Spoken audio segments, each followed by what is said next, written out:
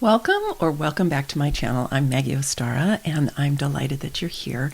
Today we're going to talk about the first transit of the Sun and the Earth in the human design system for the month of May. So the new transit starts on May 3rd, and we've got some themes that are carrying over from last month, and some new themes that are arriving that are really going to set the stage for this month. If you didn't have a chance to watch the comprehensive major themes video that I did, you can go ahead and watch it here. And that's for the month of May also, but it really covers the major themes. And I'm going to be referring to some of that as we go along. But you can also just totally watch this video and you'll get everything that you need out of it. Okay, let's go ahead and dive in.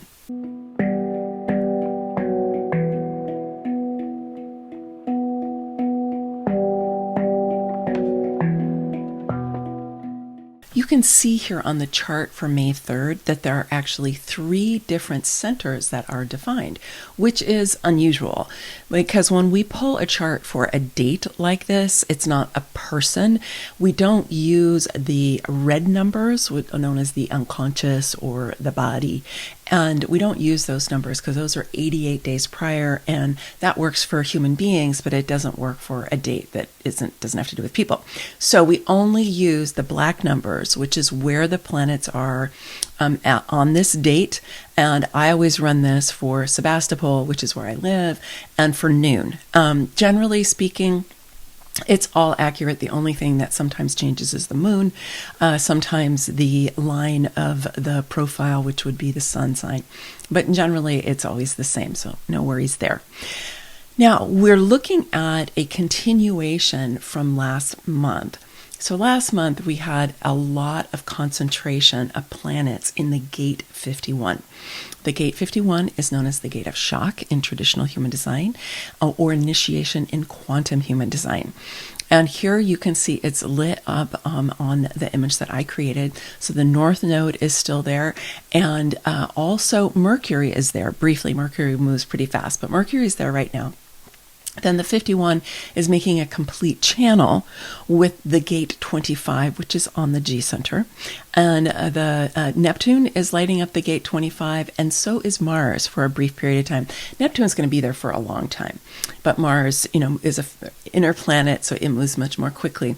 But on this day, they're all lined up, and so we've got this beautiful channel right over here of the priestess, or the shaman, because it's connecting the 2 different parts of the heart. We've got the G center that's lit up, the yellow diamond, and then the little red triangle, which is the will center, and they're connected by this particular channel. So while this transit is happening, we have got the heart energy well connected with itself and alive and vibrant and defined for us. So if you have an open G center, if you have an open will, most of us have an open will. Many people have a defined G center, but some people have it open. You're going to be feeling this energy differently. Like you might be feeling more willpower than you usually do. You have an opportunity to really upgrade your sense of worthiness. You also have the opportunity, as I talked about in the comprehensive video I did, to start a spiritual practice, because this is such a potent time with the 2551 lit up. So, like I said, this is a little bit of a carryover from last month. The North Node, which is lighting up the 51, it's going to move out of the 51 on May 11th. So we've just got another 10 days of May when we can take advantage of this particular alignment. Then you'll also see there's another complete channel of the 1-8. It's right here. It's connecting, again, that G center right here with the throat. And the Earth is lighting up the gate 1, which is the mate of the 8, which is on the throat. So for people like me who have an open throat, we're getting a motorized throat actually right now, because we've got the motor coming from the will center into the G, and then the G coming into the throat. So for those of us who don't have motorized throats, or we have open throats, we're going to get an extra boost during this time so that we have more energy for articulation, more consistent energy for expression, and for activation and manifestation. So it's a little extra boon for us. And it's beautiful because it's coming from this G center. So let's go ahead and dial into where the sun and the earth are during this transit. So, like I said, the G center is lit up both by that 25 I was talking about a minute ago, and the 1, which is right here on the top of the G center, and that's where the earth is. And then we also have the 2, which is down at the bottom of the G center, is what the sun is lighting up. So, the gate 2 is known as the keeper of the keys in traditional human design, or allowing and quantum human design. The 2 is a really cool gate because it has the magnetic monopole. So in the lore of human design, there is a single pole magnet in the gate 2, and this is the energy that just attracts. Okay, it's a magnetic force and it attracts.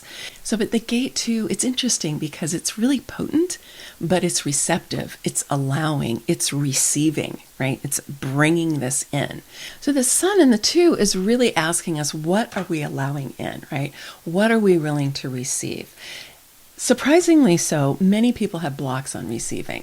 You know, they have desire and they want, but then they don't receive things. And that's a lot of times because we got mixed messages when we were kids about, is it actually safe to receive? Many times, you know, sometimes something kind of abusive was mixed up with love, or there was always an agenda when someone was giving us something, or there were like subtexts, you know, subconscious things that were going on that made you be like, I don't know if I really want to, you know, receive that, even though it was offered. What is your energy around receiving?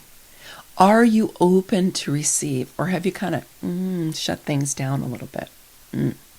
Now, the 2 is sitting on the earth in the gate 1, which is all about self-expression and feeling on purpose and knowing that you're engaged with something that you're here to do. I don't believe that any of us has one thing that we're here to do, but I do think that we have a range of things that when we tap into them, that we really do feel on purpose, and often that is a way that we express ourselves.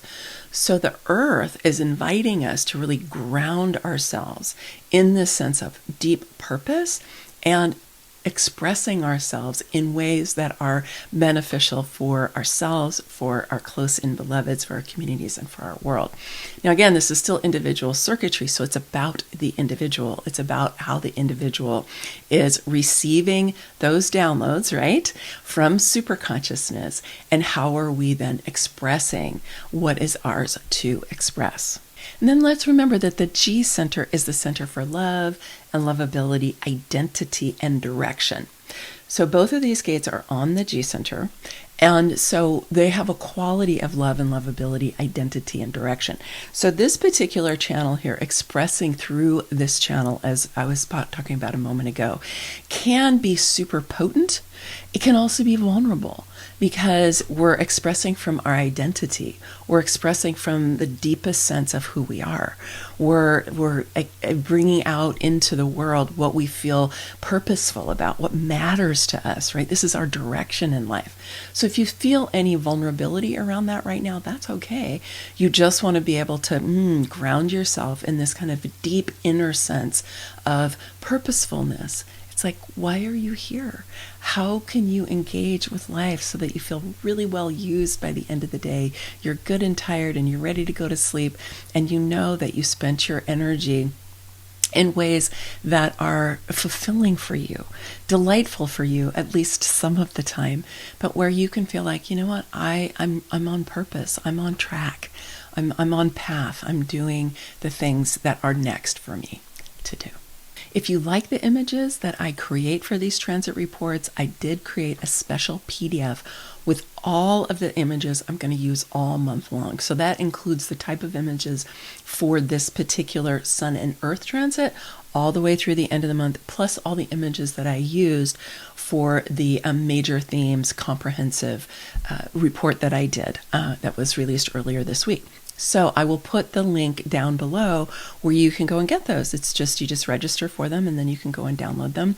And you can print them out if you want to, so you can take notes along on them, or you can just, keep them as a PDF and review them when it's convenient for you. I just hope this is a nice added benefit from you. And I would love to hear in the comments, is that helpful for you? Do you like having these images? And if so, what do you use them for? I want to invite you to participate on Friday at 10 a.m. Pacific time in a community conversation about the transit report for the month of May.